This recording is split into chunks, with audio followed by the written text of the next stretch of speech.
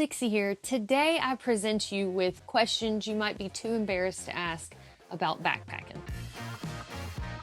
Each year I do an embarrassing questions or silly questions video, and this year's questions will tip that number to over 100 embarrassing backpacking questions. In the video description, we will have timestamps for each of the questions. So anyway, let's get started. Are there shelter social rules? This person went on a trip to the Smokies and someone was in the AT shelter and they felt like it was a bit too awkward to hang out. So they wanted to know, is it like an unspoken rule similar to choose the bathroom stall away from the occupied one, like camp somewhere else? Certainly there are social rules for staying in a shelter. There is etiquette, like, don't clip your toenails next to somebody, and don't smoke in the shelter. And of course, if there was one other occupant and I was coming in to stay for the night, I wouldn't like slide my sleeping pad right up next to theirs,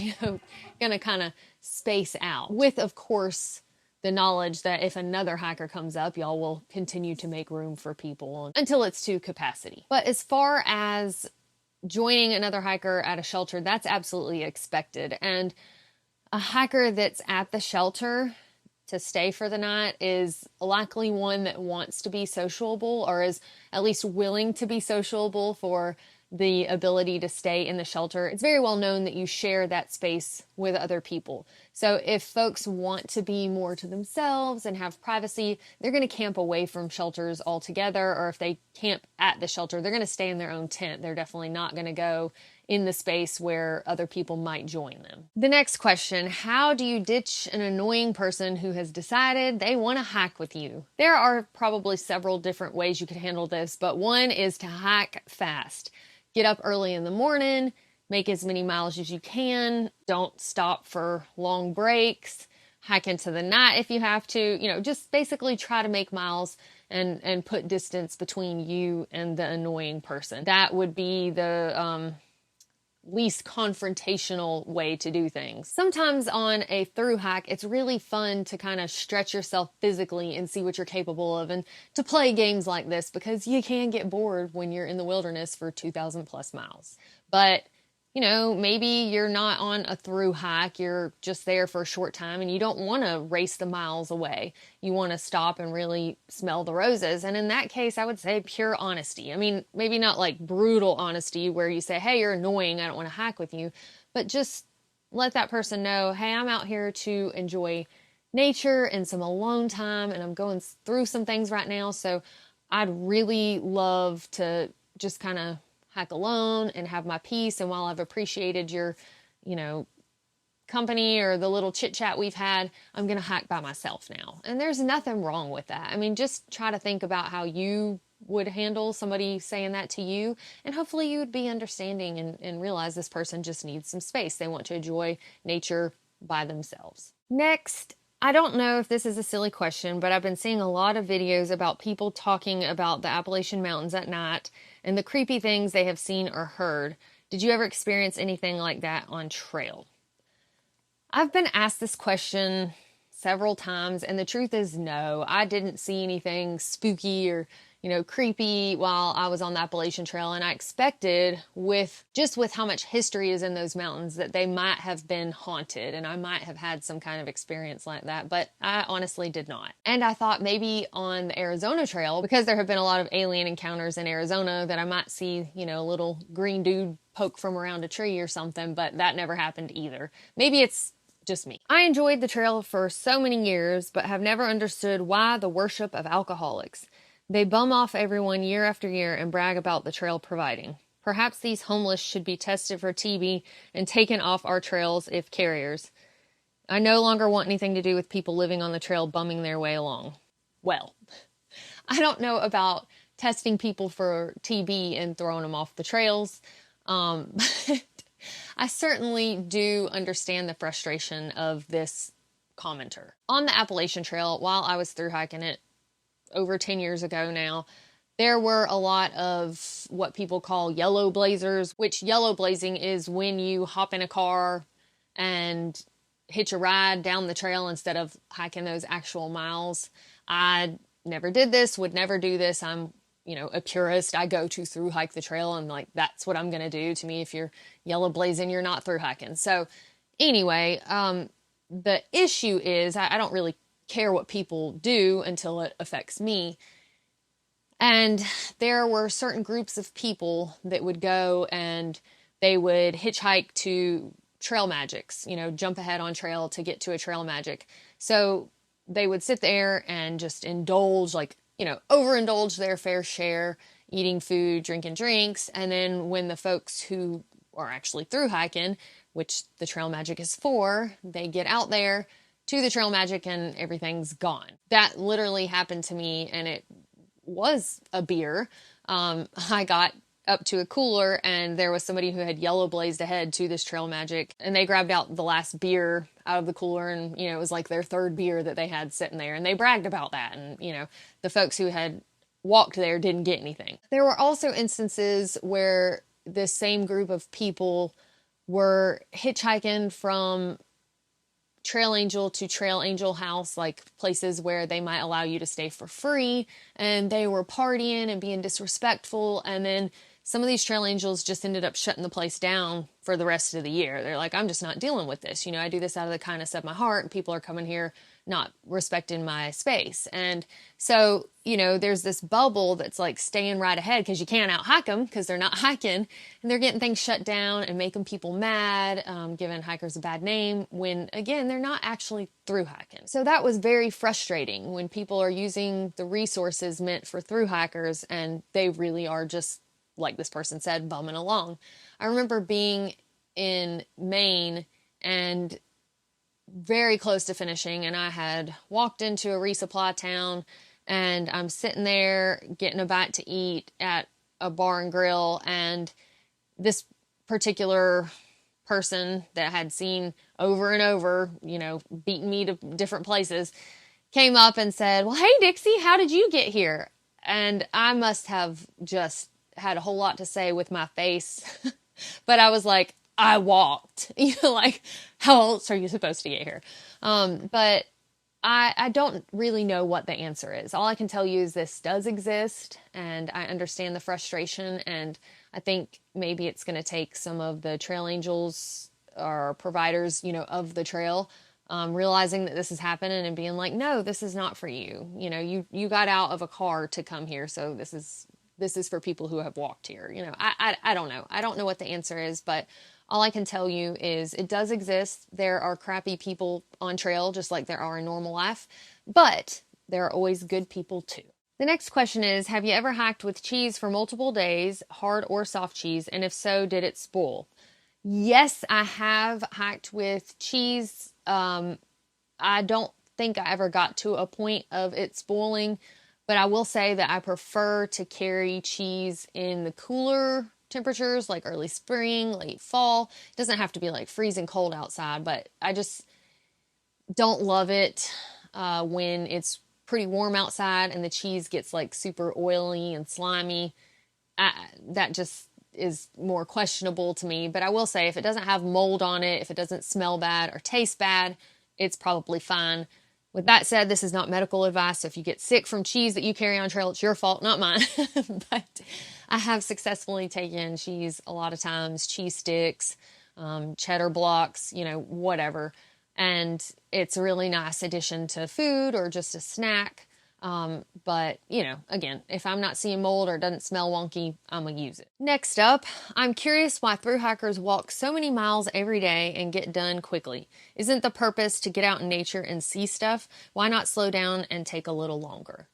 Well, the purpose of nature is whatever the person who is going out in nature intends to do, right? Like, they get to come up with what their purpose is. There's not like one universal purpose of being out in nature. Some people like to get out there and camp. They don't even want to hike. They want to sit and camp and take it real slow in one spot and watch how things change around them. And that's okay too. You know, some people want to get out and see what their body is capable of physically while being out in nature and enjoying the fresh air and the trees. You know, you've got people who are doing fastest known times and breaking records for running the trail. So I would argue that aside from being a FKT or fastest known time where you're running, going 1 mile per hour versus 4 miles per hour, what you might miss is probably, you know, marginally different. But again, it's just how you want to enjoy nature. And that's one of the greatest things about nature is you can enjoy it however you want to. And that is the purpose. Do you see many/any hikers trading gear on the trail? I don't mean hiker boxes, but more like in campsites where one may do trades with other hikers for things that they don't use but another will. Something like, I shouldn't have brought this blank.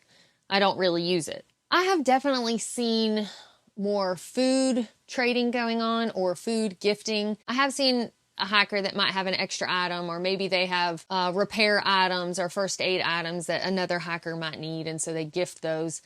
But as far as like trading actual gear, or one hiker has something that they've realized is pointless to have and another one needing it, if one backpacker has deemed an item useless out on the trail, then chances are the other backpackers also would feel the same way. So yeah, more food than gear. Can snakes go into a privy? Yes.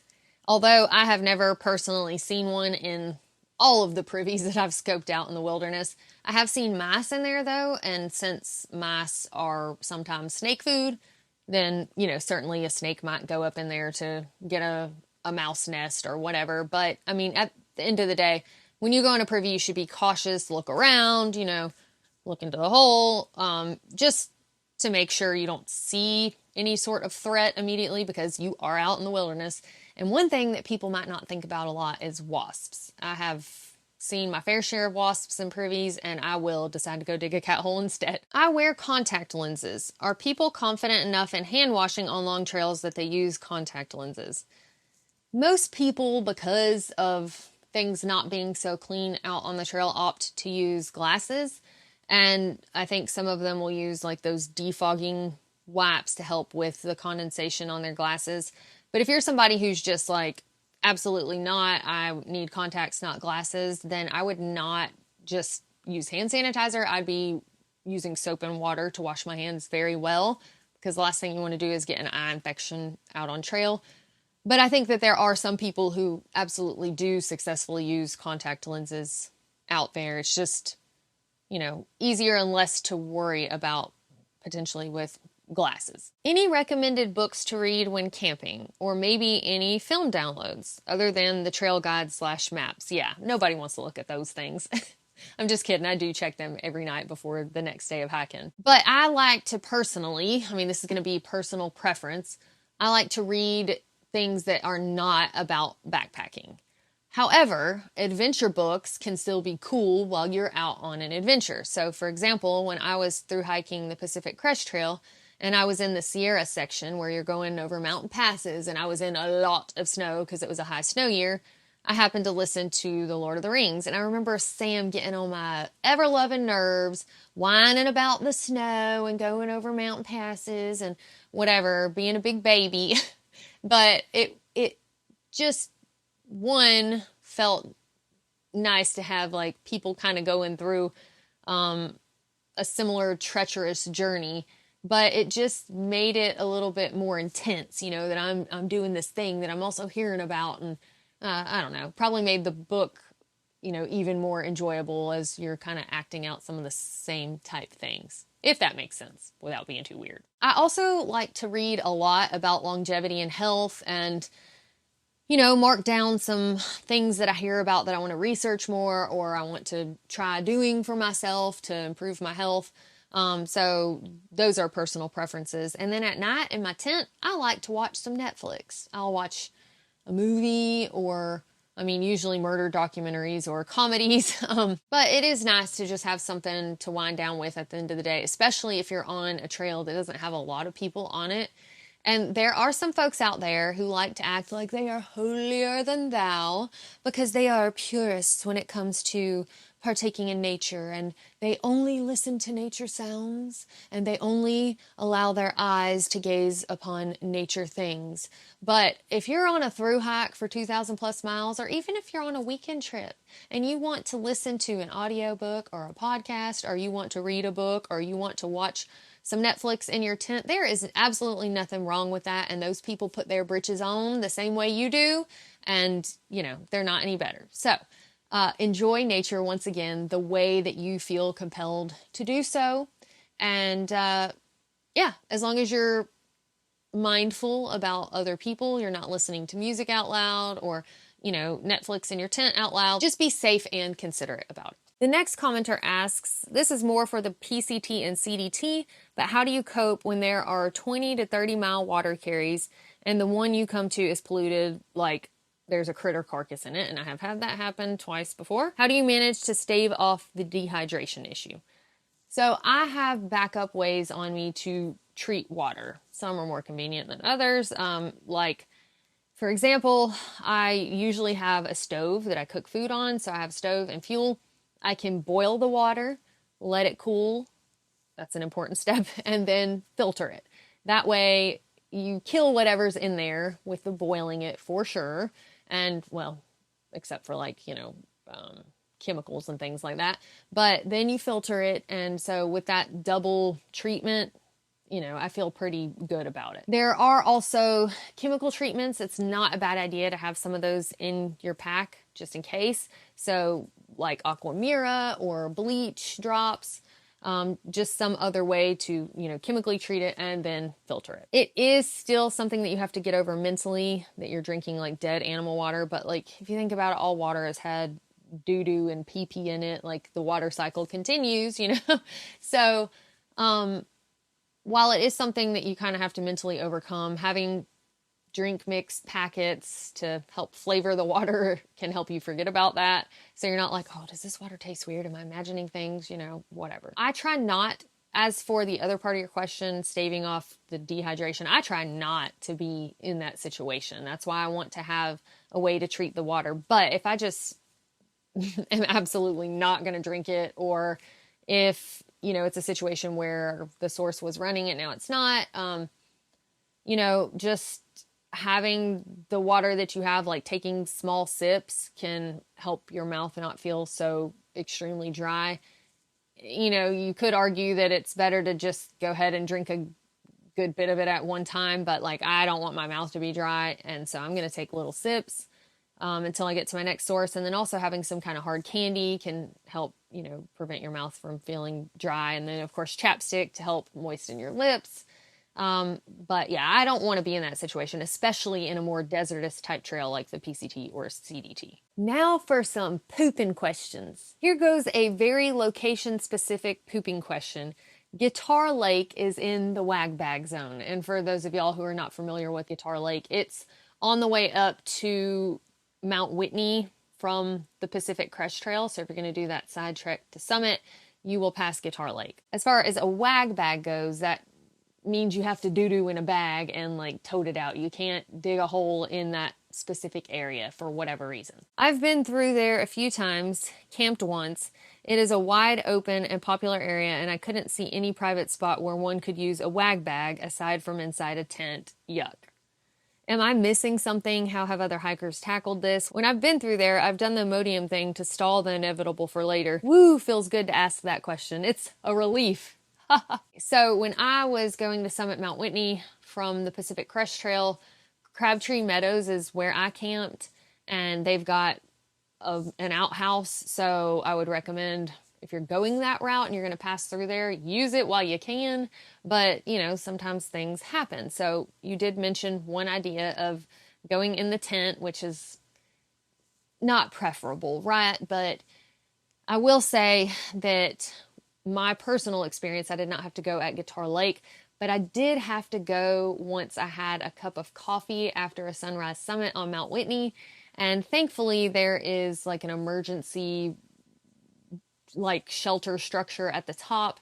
It's not for just, camping in, but hey, you could run up on some hard times. So that was actually even blown open with snow, so the door was like stuck open. But I just announced to everybody, like, hey, I have to go to the bathroom. There's no real good place to go here. So I'm fixing to go into that structure. I don't remember if I had somebody stand guard, but I was just like, y'all don't come in there if you don't want to see something that your mind won't be able to erase. And I went in a Ziploc bag and then, you know, toted it down. And when I got out of that zone where you have to tote your doo-doo away, I was able to bury it. Some other commenters chimed in for that specific Guitar Lake area, saying that they've kind of waited till dark or went behind a rock, and, you know, having it closer to dark helps. But sometimes you just got to go when you got to go. So again, announcing to people and being embarrassed on the front side, to me, is better than being embarrassed because somebody came up and I didn't, you know, warn them about what I was going to be doing. It does help to get as far away from people as possible, even if they can still see you. You know, if you have an umbrella or something like that to cover yourself with, at least you're doing the best that you can. But at some point you have to go bad enough that modesty will take a back seat. Somebody asked a similar poop question about, you know, being in a wide open space, like in Iceland on the Lagavegr Trail, where everything's just wide open. And, you know, in those instances, again, you just have to go as far away from the trail as you can. Sometimes the layout of the land allows you to kind of tuck behind a higher point or something like that. But getting far enough away to where it's not like super clear, detailed what you're doing, but maybe somebody gets the idea and they can be like, oh, you know, I'm just going to keep walking. Having, again, something to block you, like an umbrella or whatever, but you just do the best you can. All right, y'all. Well, that is all I have for you today. I hope you found this video useful. If you did, don't forget to share it with a friend. And if y'all have any other silly or embarrassing questions that weren't mentioned in these 100+ questions, then please feel free to leave those in the comments below. Thank y'all so much for watching, and we will see y'all next time.